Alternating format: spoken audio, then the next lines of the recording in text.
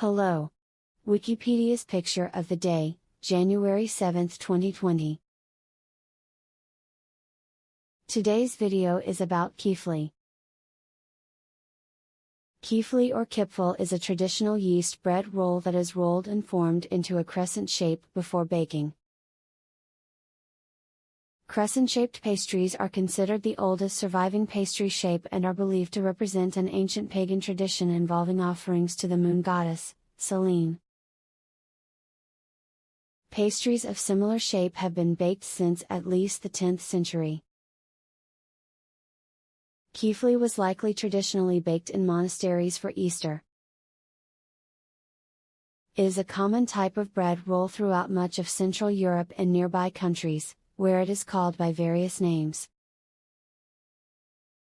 It is likely the inspiration for the French croissant, which has a similar shape but is made with a different type of dough.